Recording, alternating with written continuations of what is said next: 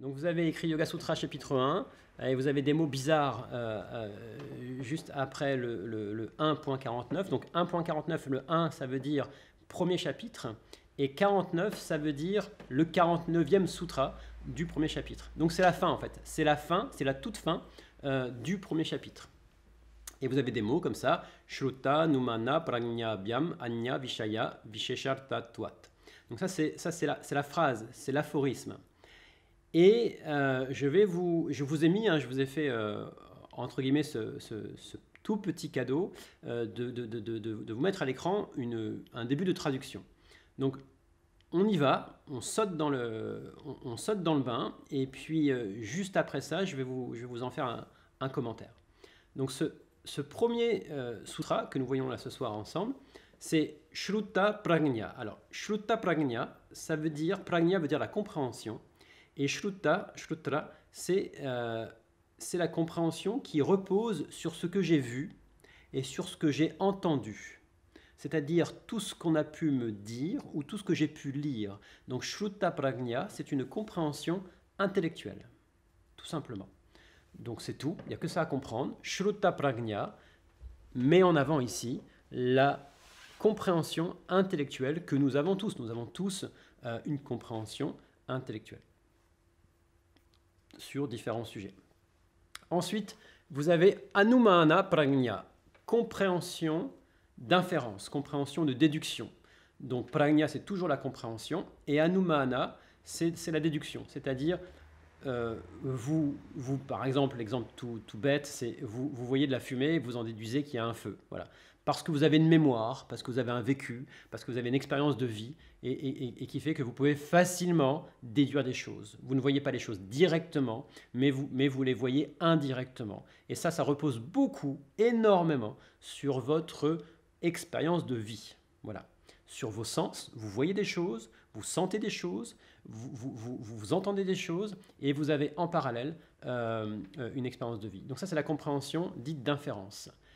Anya, ça veut dire différent d'eux. Différent d'eux. C'est-à-dire qu'à travers le yoga, on a une compréhension différente de la compréhension intellectuelle et on a une compréhension différente de la compréhension d'inférence, de déduction. Alors une compréhension différente de Vishaya, des objets, de la matière qui vous entoure, toute la matière qui vous entoure, qu'elle soit concrète ou palpable ou subtile, toute cette matière-là, vous pouvez en avoir une compréhension, on va dire, intellectuelle ou de déduction, ou une compréhension spécifique et extraordinaire que Patanjali appelle Visheshartatvat. C'est le dernier mot, Visheshartatvat. Vishesha veut dire extraordinaire et artha veut dire spécifique. C'est une compréhension d'un objet spécifique. Donc c'est une compréhension de l'objet très spécifique. Vous avez une compréhension très claire de la raison d'être de l'objet. Artha veut dire ça, compréhension. Vous avez une compréhension de la raison d'être de l'objet. Et Vishesha, cette compréhension, non seulement elle est claire, mais elle est plus que claire. Elle est extraordinaire. Vous baignez dans un jus de compréhension. Vishesha tatvat, compréhension spécifique et extraordinaire. Alors, pourquoi j'ai choisi ce sutra?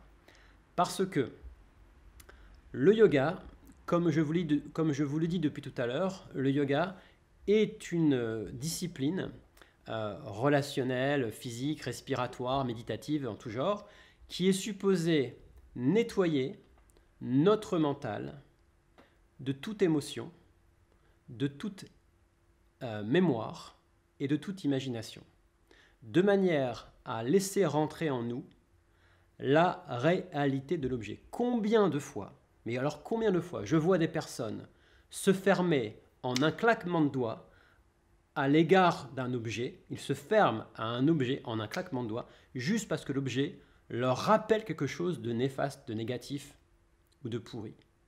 Ça, c'est une compréhension que je ne critique pas, mais c'est une compréhension souvent très mémorielle ou très émotionnelle ou très imaginaire. Et ici, l'invitation, c'est de comprendre que par la pratique du yoga, je développe une maturité et un courage, c'est un courage énorme qui m'amène à avoir l'audace, la folie, l'ouverture de mettre ma mémoire de côté, mon imagination de côté, mes émotions de côté et d'aller à la rencontre de l'objet quand même. D'aller à la rencontre, on va dire, à la rencontre de la fréquence de l'objet. Et me permettre une compréhension spécifique et extraordinaire. Parce que là, je le ressens, je le vis, ça vibre en moi, quoi, je comprends. Et c'est ça, en fait, l'objectif. C'est de se permettre, par le yoga, une compréhension intuitive. Donc ça, c'était le sutra 49 qui nous permet de comprendre la conséquence de la pratique du yoga. Ok ? Alors, je vais sortir mes âneries, je vais sortir mes bêtises habituelles.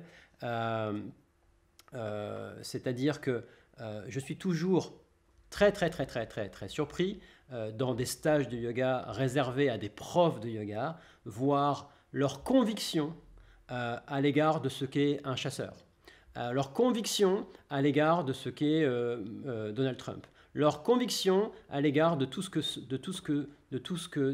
est le mal dans cette idéologie de la pensée unique actuelle. Et je ne suis pas en train de vous vendre les chasseurs, je ne suis pas en train de vous vendre Donald Trump, je dis simplement le nombre de profs de yoga et de pratiquants de yoga que je vois dans l'incapacité de lâcher leur mémoire, leur imagination, leurs émotions, juste quelques secondes, le temps de laisser venir à eux l'objet, sa fréquence, et s'ouvrir à autre chose, transcender leur mémoire, transcender leur imagination, et éventuellement grandir de cela. Voilà. Et ainsi, ne plus être orienté par la pensée unique, ne plus être dépendant de nos émotions, ne plus être sous influence, et être simplement guidé par le GPS intérieur. Quelle beauté, non? Quelle noblesse, quel panache de s'ouvrir, enfin s'ouvrir à autre chose que ce que l'on pourrait appeler l'ingénierie sociale ou la pensée unique, ou simplement nos schémas de pensée, tout simplement. Voilà. Donc, je voulais vous présenter ce sutra. On va passer à un second sutra, le deuxième et dernier pour ce soir. Le deuxième sutra, c'est le suivant, c'est le sutra 50. Donc on vient de voir à l'instant que le résultat d'une représentation du mental est la compréhension intuitive, c'est-à-dire une compréhension spécifique dite extraordinaire. Et cette compréhension intuitive a une autre conséquence dans nos vies. Et c'est ce sutra-là qui nous le présente, sutra 50, Tajjaha samskaraha anya samskara pratibandhi. Tajjaha samskaraha anya samskara pratibandhi. Ça se chantonne un peu plus ou moins comme ceci. Alors Tajja, c'est naître de cela. C'est-à-dire que de ce grand discernement, c'est pour ça que je m'amuse à appeler les lives du jeudi soir le grand discernement, ou vers le grand discernement, c'est le chemin que nous allons prendre obligatoirement. Donc de ce grand discernement va naître quelque chose. Tajja, c'est de ce grand discernement va naître quelque chose. Qu'est-ce qui va naître? Il va naître un samskara. Un samskara, c'est un nouveau comportement, une nouvelle attitude. C'est-à-dire que nombreux sont ceux qui se disent ouverts, mais en fait, ils ne sont pas ouverts. Ils laissent juste parler l'autre en restant totalement convaincus. Ils ne vont pas rentrer dans la peau de l'autre. Ils ne vont pas rentrer dans le réel de l'autre. Ils ne vont pas s'approprier la réalité de l'autre. Ils ne se permettent pas ça. Donc, ils ne peuvent pas changer leur comportement au final. Ça ne change pas, c'est une fausse ouverture. Donc, d'une vraie ouverture, un comportement nous concernant doit voir le jour. Un nouveau comportement, une nouvelle attitude, une nouvelle façon de vivre, tout simplement.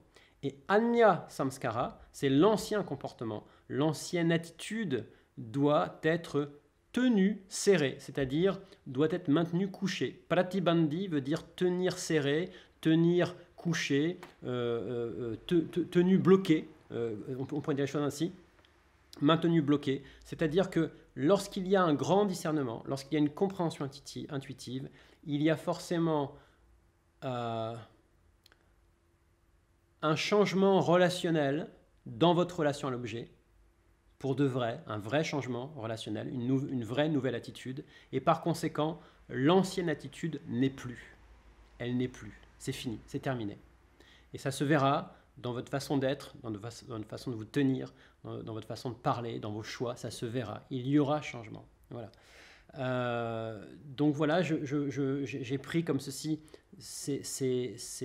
presque ces deux derniers sutras de ce premier chapitre pour vraiment enfoncer le clou ensemble ce soir, pour dire que le yoga est un chemin vers la transformation, La transformation qui passe par une compréhension, il faut ouvrir les yeux et ouvrir les yeux vraiment.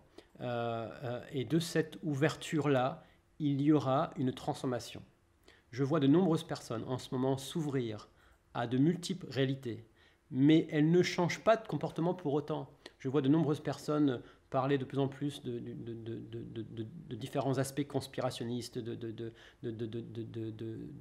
dimensions de plus en plus liberticides, etc. etc. Ainsi soit-il, hein, c'est peut-être vrai, c'est peut-être faux, là n'est pas le sujet. Mais s'il y avait une véritable compréhension de cet ensemble de la société à l'égard de cette éventuelle oligarchie, de cet éventuel déséquilibre social, s'il y avait une véritable compréhension, il y aurait un changement de comportement à la clé. Et ce changement de comportement à la clé serait peut-être d'arrêter de collaborer à ces systèmes que nous aimons de moins en moins. Et je ne vois personne arrêter sa collaboration à tous ces systèmes. Il n'y a par conséquent pas de véritable compréhension. Il y a une compréhension humaine qui excite, qui fait mal, qui fait peur ou qui met en joie. Et c'est tout. Il n'y a pas de conséquences véritables à tout ça. Pas de quoi faire trembler l'éventuel ennemi, en tout cas. Voilà, donc c'est très important à comprendre. Le yoga n'est pas un hobby, n'est pas un plaisir, n'a pas tenu 4000 ans, génération après génération, pour finir sur un tapis à s'étirer les jambes et le dos. C'est une étape majeure dans la vie d'un être humain. C'est une étape majeure de vouloir s'ouvrir au Yoga Sutra parce que c'est le signe d'un amour profond pour soi, c'est le signe d'un éventuel début de sacrifice, c'est-à-dire l'humain qui reprend sa place, celle de se mettre au service de son âme.